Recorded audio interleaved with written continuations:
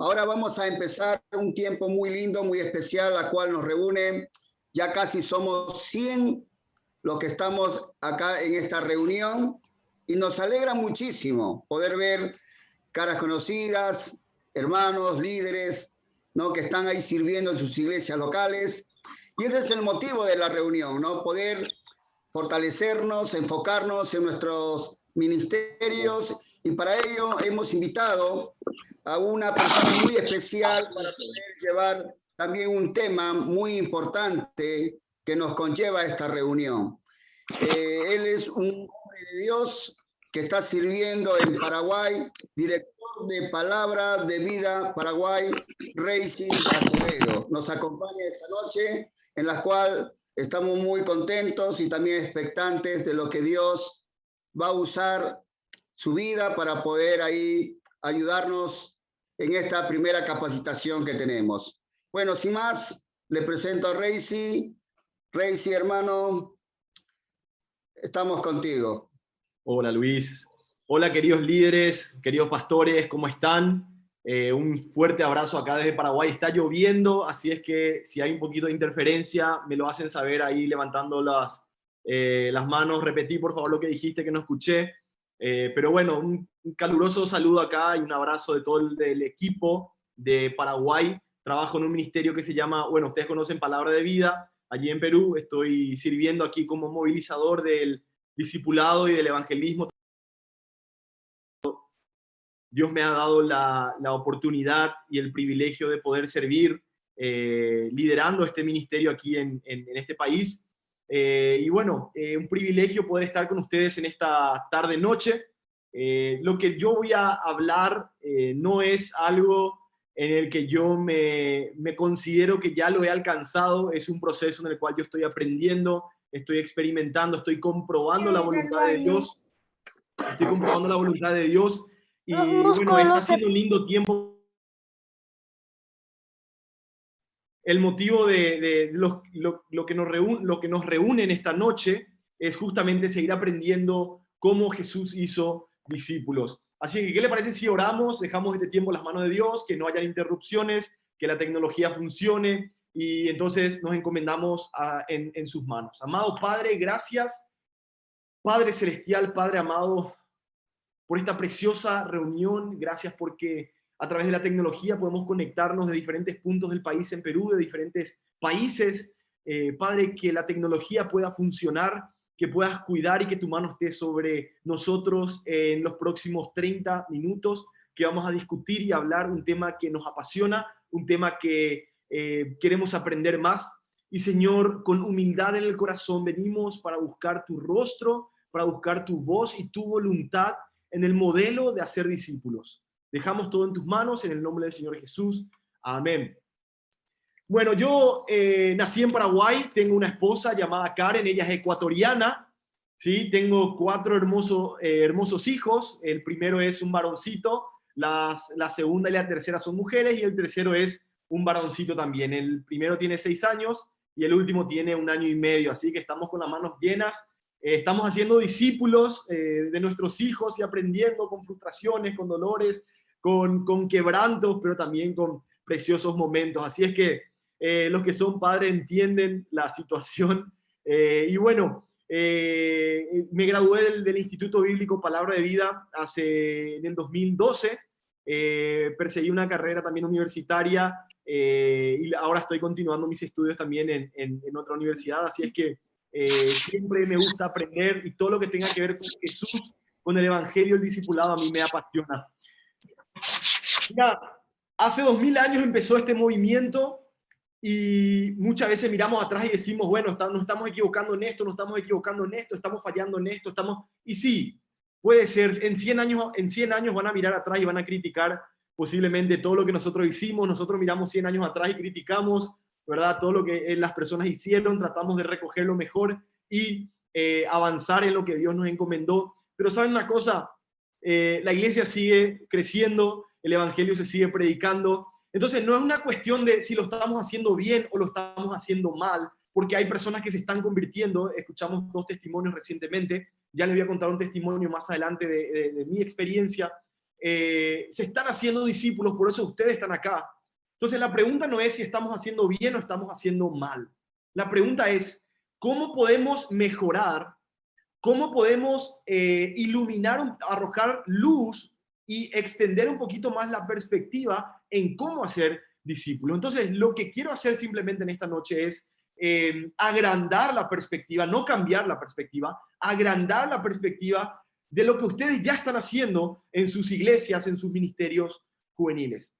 Tuve el privilegio de servir en algunas iglesias como pastor de jóvenes, líderes de jóvenes, y actualmente estoy sirviendo en mi iglesia local como pastor de jóvenes, como líder de jóvenes, y hace 3 meses me encomendaron y me dijeron así, mira, acá están los adolescentes, hace algo al respecto. Y empezamos con la apertura y los colores y el logo, y me di cuenta de 2 cosas. Yo tengo como líder, como pastor de jóvenes, tengo 2 dilemas muy grandes. El primer dilema que tengo es que no vamos a avanzar en el ministerio si no tengo un equipo. El primer dilema que tengo es, tengo gente, pero no tenemos un equipo preparado. Yo no sé si vos te identificás con este dilema. Hay mucha pasión, hay muchos chicos por discipular, hay mucha gente por alcanzar, aconsejar, hay una comunidad enorme, hermosa ahí en tu barrio, en tu localidad esperándote, pero no tenés un equipo preparado. Este es mi primer dilema. Mi segundo dilema, yo creo que ustedes no pasan por este dilema, pero mi segundo dilema es, no tengo tiempo. No tengo tiempo. Tengo 4 hijos, tengo un trabajo, estoy las mejores 10 horas de mi día, estoy invirtiendo en palabra de vida. Entonces, no tengo tiempo. ¿Cómo separo yo el tiempo para ser discípulo? ¿Cómo separo el tiempo para liderar un ministerio? ¿Cómo separo un tiempo para realizar todo esto? Entonces, son 2 dilemas que yo hoy estoy enfrentando. No tengo un equipo preparado y no tengo tiempo. En realidad todos tenemos 24 horas. Muchas veces el no tengo tiempo es una excusa para no hacer lo que Dios nos llamó a hacer.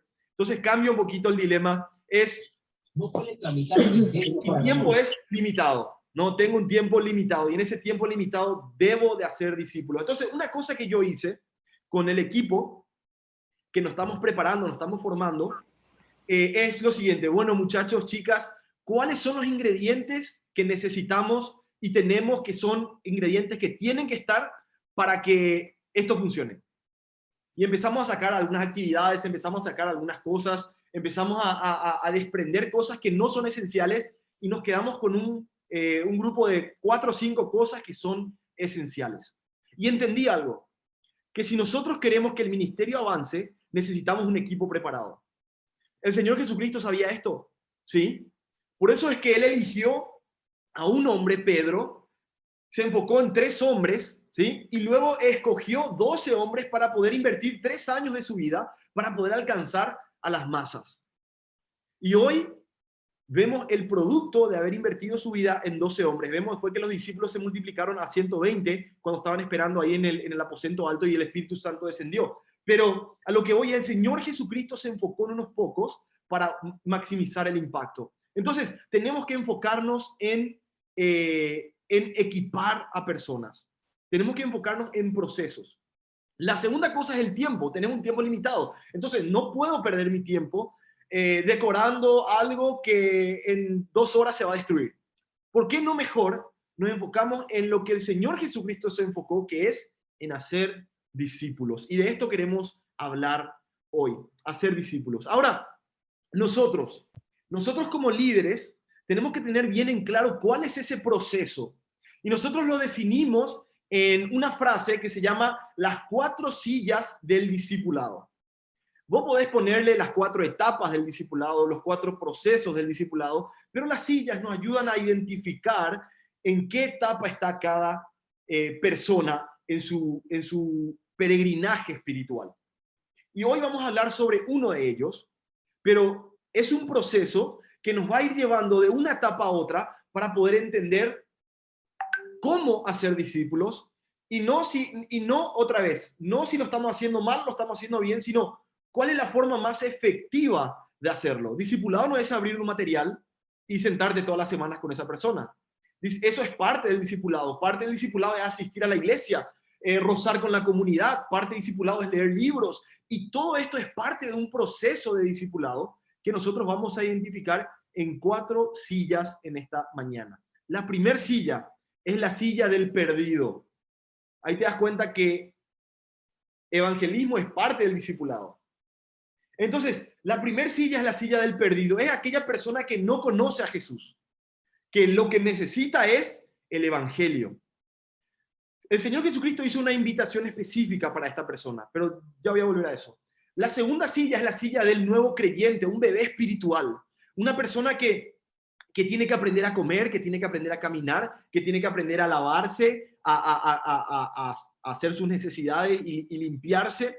Ahora mismo en mi casa hay olor a pañales, olor a diapers, no sé cómo le dicen en Perú, o olor a materia fecal. ¿Por qué? Porque tengo hijos que se hacen encima y la casa apesta.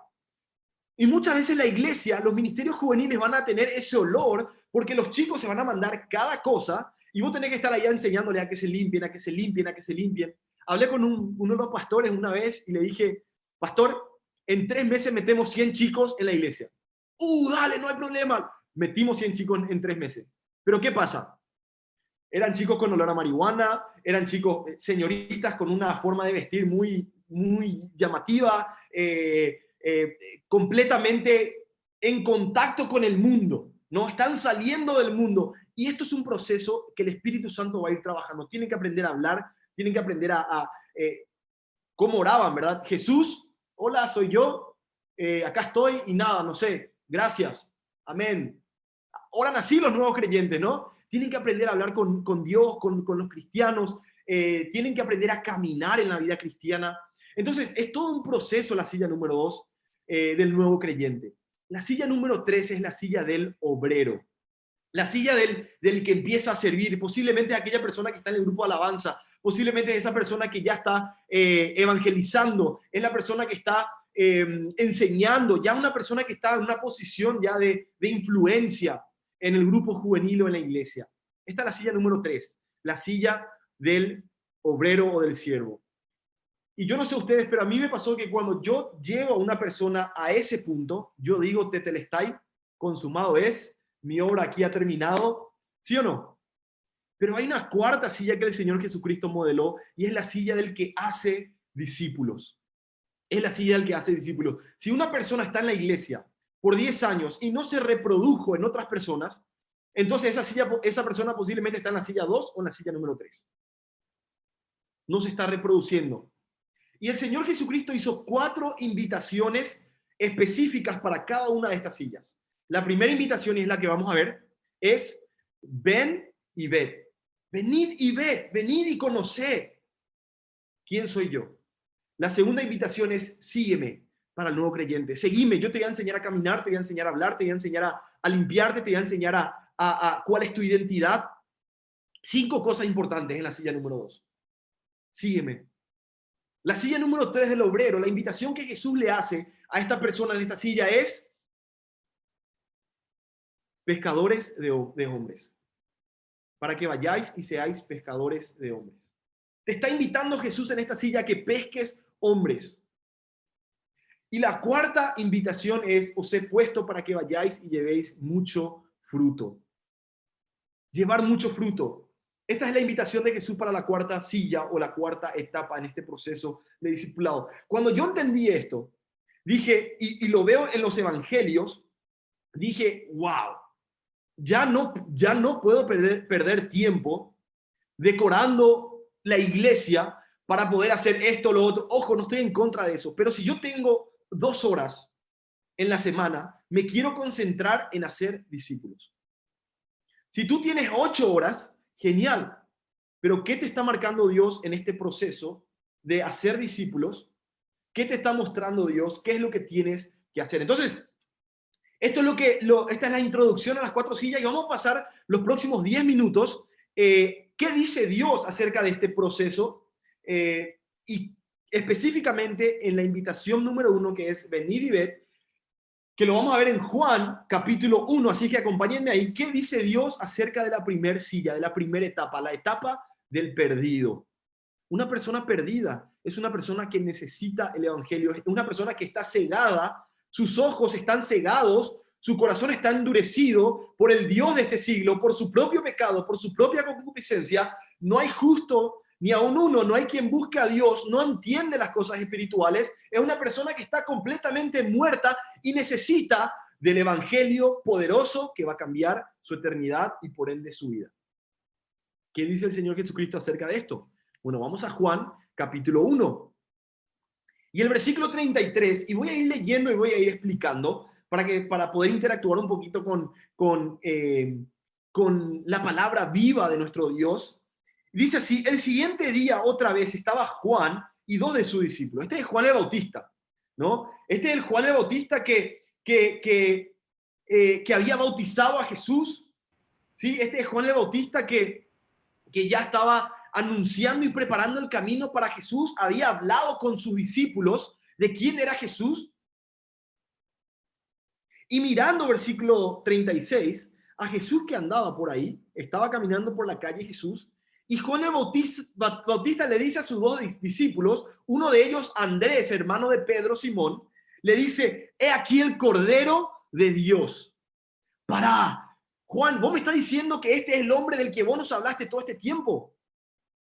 Me está diciendo que este es el hombre que las escrituras han profetizado. Entonces, obviamente el interés era tan grande que le ven a Juan y le dicen: Juan, voy a ir a hablar con Jesús, el maestro, porque quiero conocerle.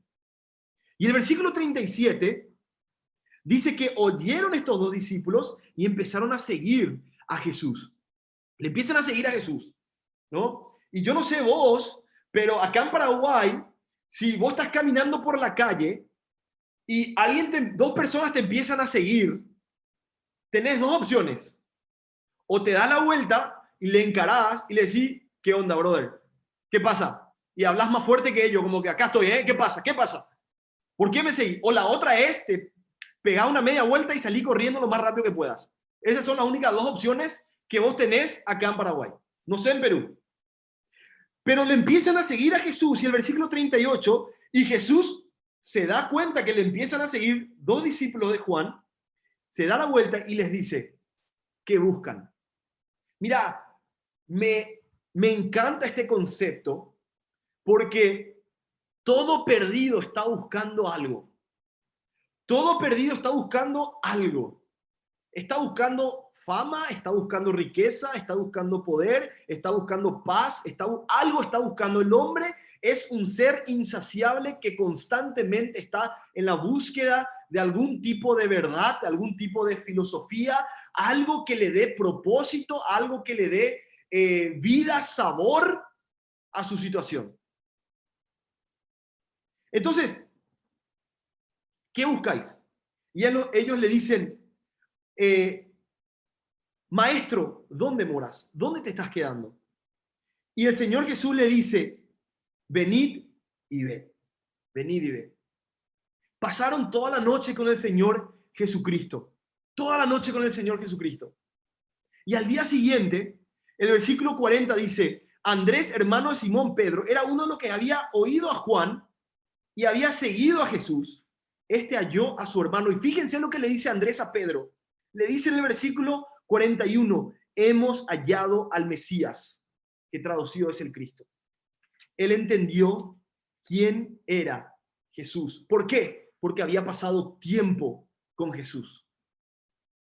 El perdido está buscando. Y lo que tenés que hacer en la silla del perdido es introducirle a Jesús. Mira, yo he perdido tanto tiempo en mi vida tratando de alcanzar a personas con el evangelio, haciendo actividades sociales. Venía a mi casa a jugar a la Play 5. Venía a mi casa, vamos a jugar fútbol. Venía a la iglesia, vamos a hacer esta actividad. Veníamos a hacer esto, lo otro. Y le llenamos al perdido, al inconverso, al prójimo de actividades, cuando lo que ellos necesitan es encontrarse con Jesús y dejar que ellos o acepten o rechacen, pero dale la oportunidad que respondan al evangelio y que saquen su propia conclusión de quién es Jesús. Están buscando algo, introducirle Jesús. Ahora vamos al capítulo 4. Vamos al capítulo 4 y rápidamente se me va el tiempo. Ya pasaron casi 20 minutos. Acá me dijeron 30 y me están haciendo ya me están haciendo así. No, no. Entonces ya tengo 17 minutos, vamos hasta 30, si me permiten. Entonces, en el capítulo 4 vamos a ver lo que acabamos de escuchar en acción de parte de Jesús. El versículo 43 del capítulo 4, Jesús había descendido a Jerusalén, ¿sí? Y en las fiestas había creado un tumulto en Jerusalén. ¿Por qué? Porque había exhortado al pueblo de por qué estaban haciendo negocio en la casa de su padre, ¿no? En el templo estaban haciendo negocio y Jesús hace un desastre allí, Jesús, porque llama la atención, y ahí está el diario, las noticias, ¿verdad? Hombre judío, hombre nazareno, empezó a armar escándalo en el templo porque acusó a personas de hacer negocio en la casa de su padre, en la casa de Dios. Entonces la gente escuchó y ya vio que algo estaba pasando en Jerusalén. Luego pasa por Samaria, donde tiene este encuentro maravilloso con la mujer samaritana, se convierte en la mujer samaritana y detrás de ella viene mucha gente creyendo que él era el Mesías, el que había de venir. Y luego Jesús vuelve, dice que sale de allí, de Samaria, y va a Galilea, el norte. Porque Jesús mismo dio testimonio que el profeta no tiene honra en su propia tierra. Versículo 45, cuando vino a Galilea, los galileos le recibieron, habiendo visto todas las cosas que habían hecho en Jerusalén en la fiesta, porque también ellos habían ido a la fiesta. Y la pregunta es que alguien se desmutee y que me diga qué fue lo que Jesús hizo en la fiesta que le hizo tan famoso en Jerusalén. ¿El agua en vino? Convirtió el agua en vino. Eso fue en Galilea. Eso fue en Caná de Galilea. Él desciende a Jerusalén y hace algo en Jerusalén. ¿Qué fue lo que hizo en Jerusalén? ¿Por qué era famoso Jesús en este momento para los galileos? Porque sanaba al hijo de un noble. Todavía no llegamos a eso. Estamos a punto de llegar a eso. Pero Jesús, gracias por las respuestas. Excelente, me encanta aprender juntos. Jesús había justamente exhortado al pueblo en el templo de por qué estaban haciendo negocio en la casa de Dios. Y los galileos escuchan eso y le reciben a Jesús en Galilea. Ahora viene Jesús otra vez a Caná de Galilea, y ahí donde Jesús había convertido el agua en vino.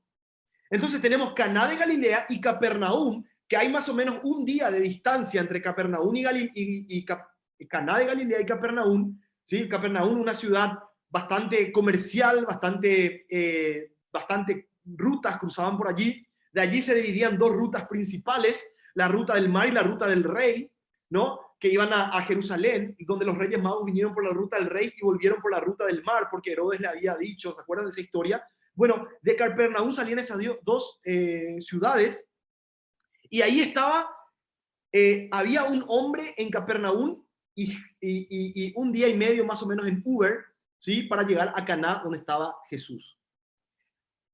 Dice que había en Capernaum, versículo 46, un oficial del rey cuyo hijo estaba enfermo. Era una persona en autoridad, era una persona, era un político, ¿sí? Un político, una persona de influencia, una persona con recursos económicos, una persona con voz, con voto, una persona que predominaba, que era conocida en Capernaum, ¿sí? Era un romano conocido en Capernaum, que tenía un problema, que tenía una crisis. La crisis era que tenía un hijo enfermo. Mira, siempre cuento el testimonio de mi hijo. Mi hijo tiene 6 años. Él nació con 10 dedos, actualmente tiene 9.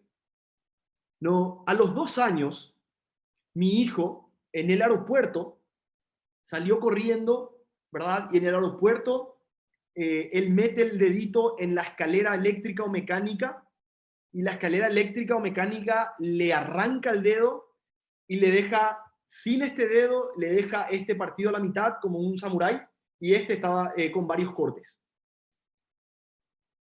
La corrupción del aeropuerto, ¿verdad? Recibieron dinero para poder hacer remodelaciones, no lo hicieron. La corrupción, estaba frustrado, estaba dolorido, tenía ganas de entrar a romperle a golpes a la administración, iba a romper ventanas, iba a hacer de todo, porque la corrupción se había llevado el dedo de mi hijo. estaba frustrado, estaba enojado. Y estando en el hospital, mi hijo mirándome con la venda ensangrentada en un hospital público, que así pasaron ya 3 horas y no la atendían, mi hijo me mira y me dice, papá y mamá, ¿por qué están llorando? Y se volvió a dormir porque le habían sedado. Me partió el alma, yo quería pegarle a alguien, no sabía qué hacer, Dios, ¿por qué? Y empieza todo esto y no había nada, o no había algo que no iba a hacer por mi hijo. Me llama una amiga y me dice, Reisi, yo conozco el mejor cirujano de dedos en Paraguay, en el mejor hospital en Paraguay. Ya te conseguí una cita, anda para allá. Sabes que no me importa cuánto me va a salir. No me importa el costo, me voy a ir, le van a operar, yo después me voy a endeudar, voy a trabajar 48 horas al día, voy a vender mi riñón, mi hígado, un pulmón, algo voy a hacer porque yo quiero que el dedo de mi hijo se recupere, que salga lo mejor posible. Hoy, bueno, gracias a Dios nos reímos, ¿verdad? Porque no va a poder cumplir 10 años porque ¿cuántos años tenés? 9 va a decir, ¿no? Pero hoy estamos trabajando con él en eso. Ha sido una linda experiencia a través de eso. Dios ha sido muy bueno. Pero ¿por qué te cuento esta experiencia? Porque no hay nada que un padre no haga, no vaya a hacer por su hijo. Y más cuando su hijo está en un estado de vulnerabilidad. Este hombre posiblemente probó con curanderos locales, le hicieron tomar los chamanes locales, le hicieron tomar todo tipo de pócimas, algunas cosas naturales con espirituales, no funcionó. Trajeron los mejores médicos de Roma, tomate este antibiótico, no funcionó. ¿Qué hago? Bueno, me inclino a mi sistema de credo o cosmovisión. En Júpiter, mis ídolos, Júpiter, Marte, la diosa Diana, empiezo a comprar ídolos, empiezo a prender incienso, velas, empiezo a adorar, a alabar, a clamar. Nada de eso funcionó. ¿Y ahora qué hago? ¿Y ahora qué hago? Un hombre que tenía todas las posibilidades económicas. Escuché de un hombre que se llama Jesús, que está en Caná de Galilea. Te das cuenta que la desesperación era tanta que se tomó un Uber desde Capernaum hasta Caná de Galilea, 1 día y medio de viaje, para poder conocer a un judío que se llama Jesús. Y había en Capernaum un oficial del rey cuyo hijo estaba enfermo. Cuando oyó que Jesús había llegado de Judá a Galilea, viene a Caná de Galilea. Llega a Caná de Galilea y por el camino me pregunto, ¿qué estaría pensando ese padre? Ok, le voy a pagar, le voy a remunerar por sus honorarios, le voy a conseguir las mejores herramientas. Vos decime, Jesús, qué necesitas y yo te lo voy a dar. Otra incertidumbre, ¿qué pasa si esto no funciona? ¿Qué pasa si este Jesús es un charlatán? ¿Qué pasa si esto no funciona? ¿Qué va a pasar de mi hijo? La incertidumbre, la búsqueda de un perdido y la crisis que este perdido estaba enfrentando. Mira, las crisis son importantes y fundamentales en la vida del perdido, porque son momentos, son ventanas, son puertas donde el evangelio, son más susceptibles al evangelio, están más abiertos para escuchar el evangelio y dejar que Dios sobre en sus vidas. Aprovechemos la crisis, como el Señor Jesucristo aprovechó para poder guiar a personas a Cristo. Fíjense, el romano tenía un aire conquistador, tenía un aire a superioridad, la raza superior, la raza que no se inclina ante nadie, la raza que no se humilla. Somos conquistadores, dominamos el mundo, el imperio más grande en todos los tiempos, el imperio romano. Ciudadano, pasaporte romano. Dice que llega la búsqueda, la crisis, y ahora vemos la humillación y le ruega a Jesús que vaya con él y que sane a su hijo que estaba a punto de morir. ¿Se dan cuenta por qué es importante hacer esta invitación al perdido? Ven y ved. No le invites a una actividad a la iglesia. No le invites a jugar a la Play, a los chicos. ¿Sabes qué necesitan ellos? Sentate con él, con una taza de café, con una taza de tereré. Acá en Paraguay tomamos tereré o mate. Sentate con ellos y hablale de Jesús y preguntale qué pensás de Jesús. ¿Quién es Jesús para vos? Introducile a Jesús. Le ruega. Y Jesús le dice, si no viereis señales y prodigios, no creeréis. Yo me inclino a creer, esta es mi opinión, por cómo vemos otra cosa más adelante. Yo me inclino a creer que esta respuesta no fue para este ciudadano romano. Fue para las personas que estaban con ellos. Porque este hombre, cuando Jesús le da la palabra, él vuelve, sin ver todavía las señales milagrosas de Jesús. Era para el pueblo de Israel. Y el oficial le dice, no sé si le dijo esto, pero yo trato de imaginarme, Jesús, no entiendo lo que acabas de decir.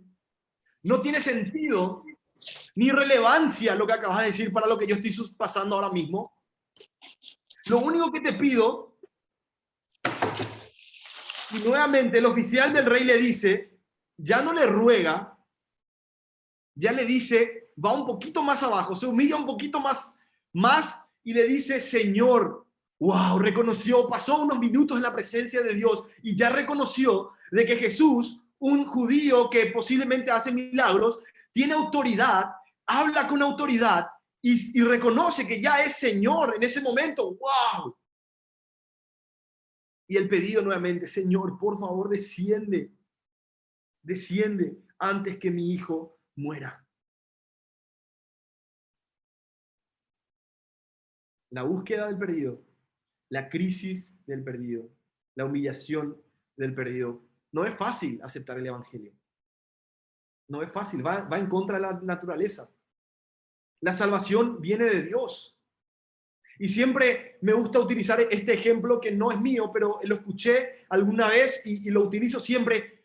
La teología de 3 puntos. Dios es el responsable en salvar. Deja que Dios salve.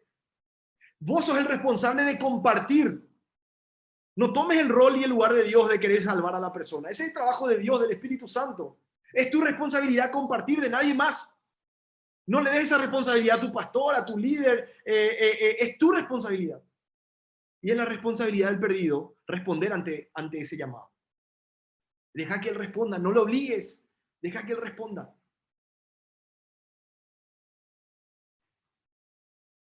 Y el oficial del rey, y Jesús le dice, ve, tu hijo vive.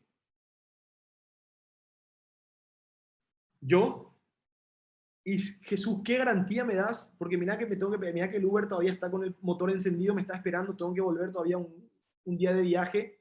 ¿Qué garantía tengo de que mi hijo se salvó? Ante la crisis, no hay garantía. Ante la fe, no hay garantía. La fe es un paso en ciego. Lo que se espera, la certeza, lo que les espera, la convicción de lo que no se ve. La fe es un paso en ciego. Ve, tu hijo vive. Y el hombre dice que creyó la palabra de Jesús y que le dijo y se fue. Posiblemente maquinando maquinó algo en su mente, porque vamos a ver unos versículos más adelante, que él preparó una estrategia para descubrir si realmente Jesús sanó o no a su hijo. Entonces, cuando él empezó a descender o a ir a Capernaum, sus siervos empezaron a salir, ¿sí? En ese mismo momento, el político romano empieza a ir y los siervos empiezan a ir a encontrarse con su maestro. Y llegan y se encuentran más o menos a mitad de camino. Y los siervos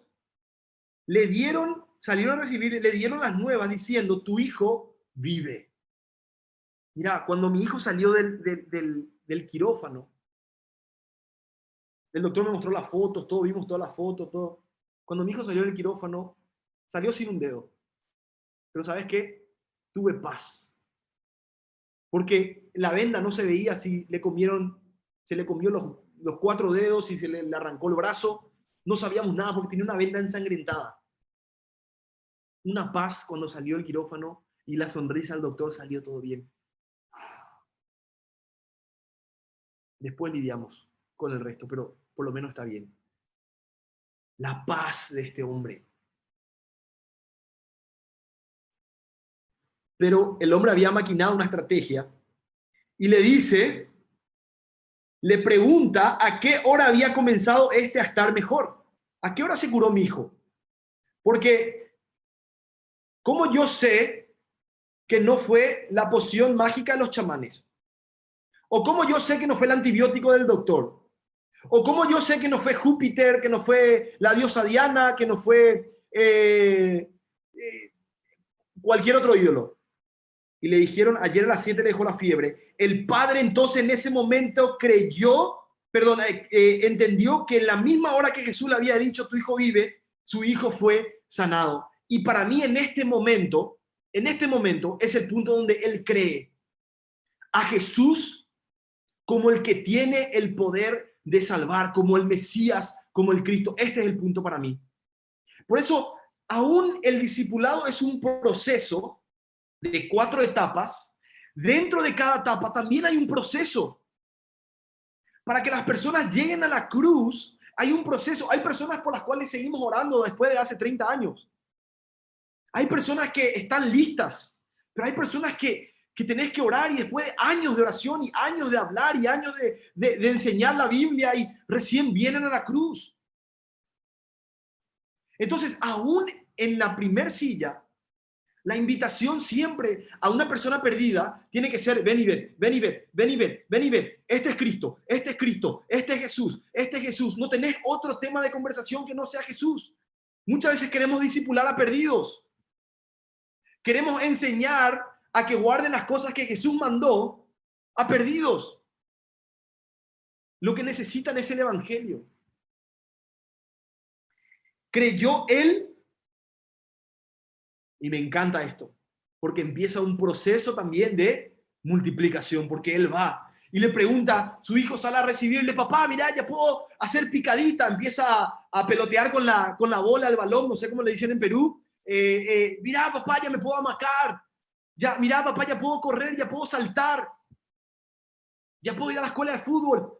Y la madre pregunta, la gente pregunta: ¿qué pasó? Mira, vamos a hacer un asado, una carne asada, vamos a sentarnos y les cuento. Me encontré con un judío que se llamaba Jesús. Y Jesús me dijo esto. Y al entrar en su presencia cambió el aire. Hablaba con autoridad. Su aspecto era de esta forma. Y mira, la gente le escuchaba, la gente se sometía. Increíble, Jesús. Y toda su casa se convierte con él. ¡Wow! Fue la segunda señal en toda Galilea. Me encanta.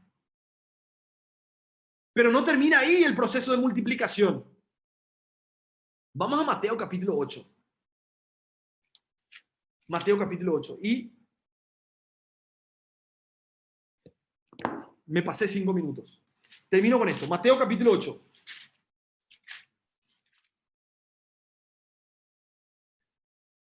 ¿Dónde estaba este político oficial del rey romano? ¿En qué ciudad? En Capernaum. ¿Sí o no? Mira, yo no sé ustedes, pero cuando yo viajo al exterior, Dios me da el privilegio de viajar mucho al exterior. Cuando yo viajo al exterior y yo me encuentro con otro paraguayo, por más que nunca le vi en mi vida, le doy un abrazo, le digo un batecopio, le hablo en guaraní, y que es un idioma que tenemos acá, igual que el español. Le digo: batecopio, ¿cómo estás? Tranquilo, y somos hermanos. No hablo igual mucho guaraní, pero somos como hermanos, parientes. ¿Por qué? Porque estamos lejos de nuestra tierra. En Capernaum era una ciudad controlada por romanos y habían políticos romanos, había toda una estación, un poste militar romano en ese lugar. Entonces, entre romanos se conocían todo, y más si era una persona con la importancia que tenía este oficial del rey. Y Jesús entra a Capernaum, versículo 5, y viene a él un centurión. Ojo, este es un militar a cargo de soldados romanos. Y le dice: ya no le dice judío, Jesús, le dice Señor. Me pregunto de dónde conoció él que Jesús era Señor. Mi criado está postrado en casa, paralítico, gravemente atormentado. Jesús le dijo, cambia la estrategia, Jesús. Jesús le dice, yo voy a ir a sanarle. Y él responde, Señor, no soy digno que entres bajo mi techo. Solamente di la palabra y mi criado sanará. Wow, me pregunto de dónde salió esta idea de que Jesús tiene el poder a distancia de decir que sea salvo, que sea sano y que se sane. ¿No fue acaso el testimonio de este oficial romano que llegó a Capernaum y cuando mi hijo se curó, yo salía en las redes sociales, posteaba todo, le contaba a todo el mundo, mi hijo se curó, mira, ya puede mover el dedito, tiene 9, pero no importa, ya puede mover el dedito. ¡Wow! Che, ¿acaso tu hijo no estaba en cama a punto de morir? Mira, está jugando fútbol con los muchachos. ¿Acaso no? ¿Qué tomó? ¿Qué le diste? Dame la receta. ¿A qué Dios le oraste? No, fue un judío Jesús. Porque también yo soy hombre bajo autoridad, tengo bajo mis órdenes soldados, digo a este ve y va, al otro ven y viene, hace esto y lo hace. Jesús se maravilla y nuevamente le habla al centurión, pero para los que estaban con él, y le dice, de cierto os digo que ni aun en Israel he hallado tanta fe. Van a venir muchos del occidente, se sentarán y empieza a hablar Jesús, y no era para él, era para los que estaban con él. Y en el versículo 13 dice, entonces Jesús le dice al centurión, ve y como creíste te sea hecho. Y su criado fue sanado en aquella misma hora. La salvación viene de Dios. La introducción viene de nosotros. ¿Cómo creerán si no hay quien les predique? Y la predicación, muchos dicen, nuestras palabras hablan más, nuestras acciones hablan más fuerte que nuestras palabras. Vive el evangelio. Deja que tu vida refleje y hable por sí sola. Hay un problema con esto. Sí, es importante vivir la vida transformada por el evangelio, pero mi vida transformada no va a cambiar a nadie. Necesitan escuchar audiblemente de tu boca las consonantes y vocales del evangelio. Tenemos que hablar el evangelio. Por eso es que invitándole a una actividad a la iglesia y todos viva la kumbaya y todos, genial, ellos van a decir, yo quiero esto. Por eso tenemos que hablar el evangelio y hacer la invitación, venid y ved.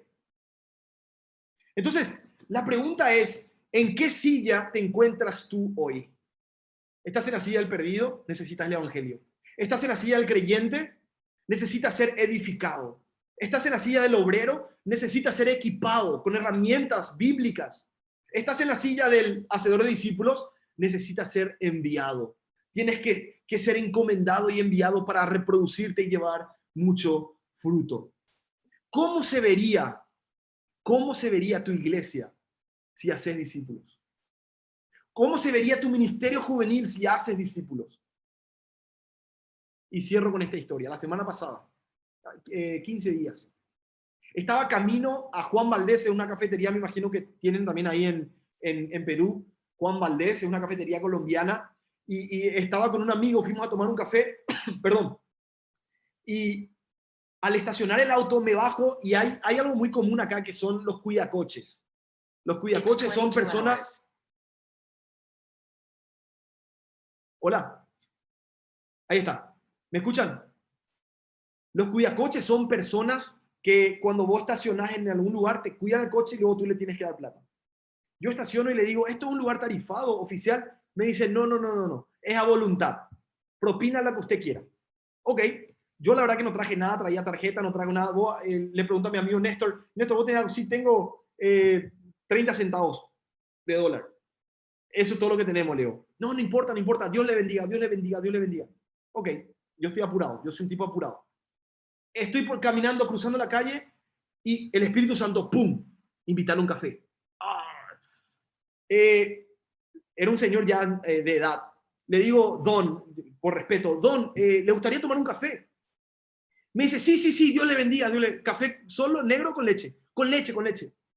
Listo, me doy la vuelta, sigo caminando. Otra vez el Espíritu Santo. Preguntarle si quiere con azúcar o edulcorante. Le digo, don, ¿querés con azúcar o edulcorante? Con edulcorante porque mi azúcar está un poquito en la diabetes, qué sé yo. Ok. Entramos, tenemos una linda conversación, le traigo el café, vuelvo a entrar cuando estaba todo preparado y constantemente, Dios le bendiga, Dios le bendiga, Dios le bendiga. Entro, termino mi charla con mi amigo, con mi mejor amigo, salgo y yo estoy apurado, nos fuimos, estaba muy apurado, me tenía que ir, tenía que llegar a otro lugar y empiezo a caminar y él estaba esperando en la esquina donde yo estacioné el auto. Me voy, no, me voy, no, Espíritu Santo, me voy, no, hablale. Ah, ok. Digo, ¿cuál es tu nombre? Leonardo. Y yo ya sabía, ya el Espíritu Santo puso palabras en mi boca. Yo dije, a este le voy a agarrar por Dios. Este me habló de Dios. Ok, le voy a preguntar qué cree de Dios. Porque me habla de Dios, entonces, listo. Don Leonardo, usted me habla de Dios, usted me dice Dios le bendiga constantemente, cada 3 palabras, 4 son Dios. ¿Qué cree usted de Dios? ¿Quién es Dios para vos? Y me dice, Dios es nuestro Padre Celestial. Wow, el tipo tiene conocimiento, don Leonardo. Sí, es verdad. Dios es nuestro Padre Celestial. ¿Vos creés que Dios también es un Dios creador? Digo, claro que sí, porque en Génesis Él creó el universo. La flauta. Este sabe la mala Biblia que yo. Genial. Y empecé, creados fuimos, don Leonardo, para tener una relación con Dios. Adán y Eva, rompimos esa relación al pecar. Sí, todos somos pecadores, me dice. Wow, Leonardo, usted sabe el evangelio más que yo. Es imposible remover nuestro pecado haciendo buenas obras. No hay nada que vos hagas, Leonardo, la religión. Sí, yo sé eso. Yo sé que soy pecador y yo no hay nada que puedo hacer. Por eso, solamente sufriendo la muerte y resurrección de nuestro Señor Jesucristo, Él pagó el precio del pecado. Sí, en la cruz. Porque Él dice que nos amó y me empezó a recitar versículos bíblicos. Yo no podía creer. Y yo siempre me confundo, no sé ustedes son teólogos expertos, yo no tanto, pero yo siempre me confundo con Juan 3:16 y Romanos 3:23.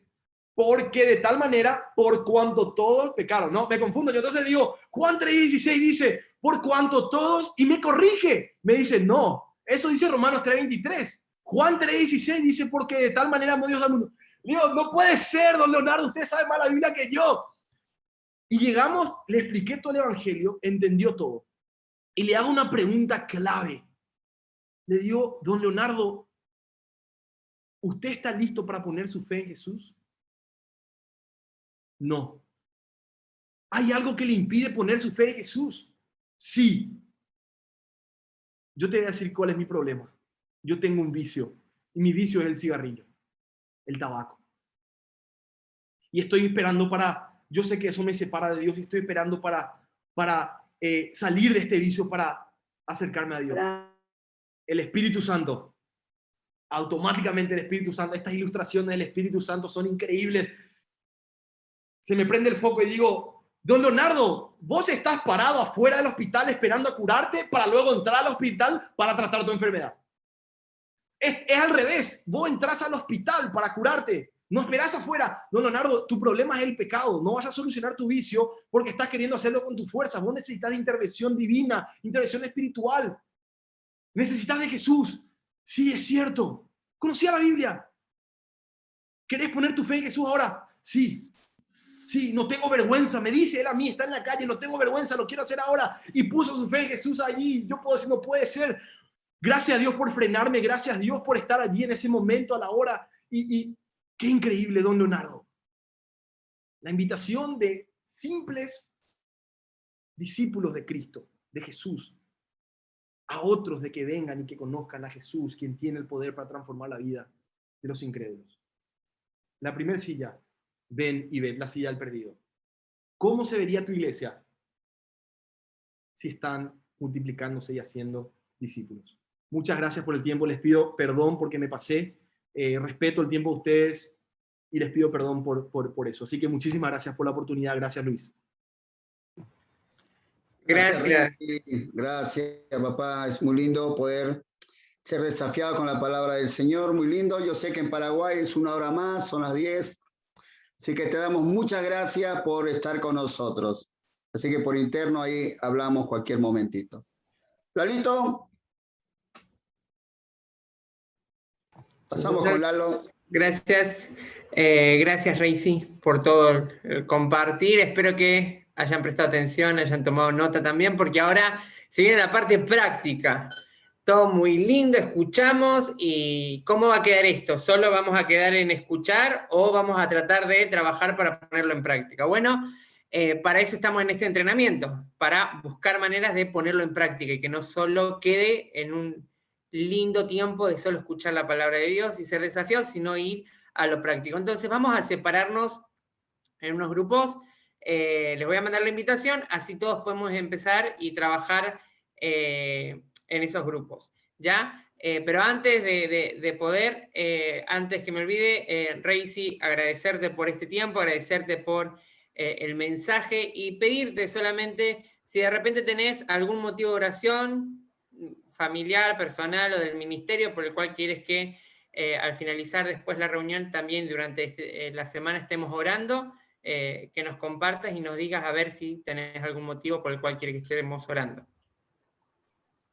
Sí, uno de los dos dilemas que presenté en el ministerio ahí en la iglesia, equipar líderes, preparar líderes y administrar el tiempo para poder continuar este proceso. En mi vida familiar son los primeros discípulos y muchas veces es difícil verlos así, pero hay que invertir también es mi prioridad, invertir en ellos, sabiduría para manejar el tiempo con la familia. Y bueno, eso, ¿no? Estamos con el ministerio acá, con el Centro de Evangelismo y Discipulado, también con los chicos, así es que orar por eso, ¿no? Orar por eso. Genial. Muchísimas gracias.